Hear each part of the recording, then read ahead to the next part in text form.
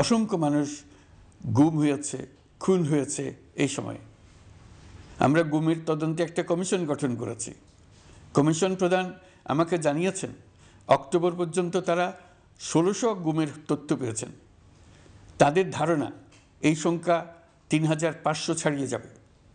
অনেকেই কমিশনের কাছে গুমের অভিযোগ করতে ভয় পাচ্ছেন এই ভেবে যে অভিযুক্ত ব্যক্তিদের দ্বারা তারা আবার আক্রান্ত হতে পারেন, ক্ষতিগ্রস্ত হতে পারেন। আমি আপনাদের আশ্বস্ত করতে চাই, আপনারা দ্বিধাহীন চিত্তে কমিশনকে আপনাদের অভিযোগ জানান। কারো সাধ্য নাই আপনাদের গায়ে আবার হাত দেয়। গুম কমিশনের সদস্যদের কাছে ভুক্তভোগীদের যে বিবরণ আমরা পেয়েছি তা অত্যন্ত মর্মান্তিক। জুলাই আগস্টের বিপ্লবের পর ছাত্রছাত্রীরা শহর বন্দরের দেয়ালে দেয়ালে তাদের মনের কথা লিখেছে।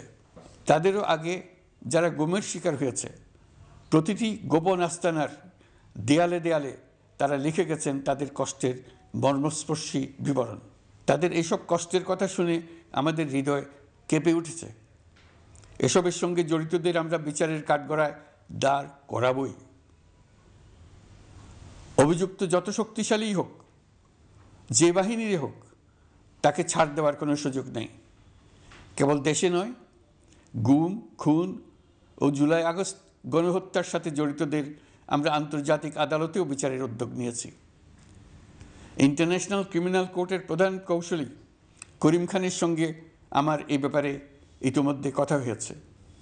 আইনশৃঙ্খলা রক্ষাকারী বাহিনীগুলোর কোনো সদস্য কিংবা অন্য কেউ যাতে হত্যা, গুমসহ এই ধরনের কোনো অপরাধে জড়িয়ে পড়তে না পারে, এই জন্য আমরা গুম বিরোধী আন্তর্জাতিক সনদে স্বাক্ষর করেছি। আপনারা দেখেছেন জাতিসংঘের আন্তর্জাতিক মানবাধিকার বিষয়ক হাই কমিশনার ফলকার তুর্ক সম্প্রতি বাংলাদেশ সফর করেছেন। জাতিসংঘ জুলাই আগস্ট হত্যাকাণ্ডের তদন্তে আমাদের সহযোগিতার হাত বাড়িয়ে দিয়েছেন।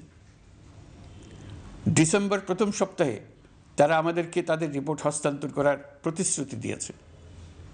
অতীতের গুমের ঘটনাগুলো তদন্ত কাজেও আমরা নিয়মিত তাদের সঙ্গে যোগাযোগ রক্ষা করে চলেছি। মানবাধিকার রক্ষায় সহযোগিতা করতে ঢাকায় তারা তাদের জনবল বাড়ানোর প্রস্তাব দিয়েছে। আমরা এই প্রস্তাব গ্রহণ করেছি।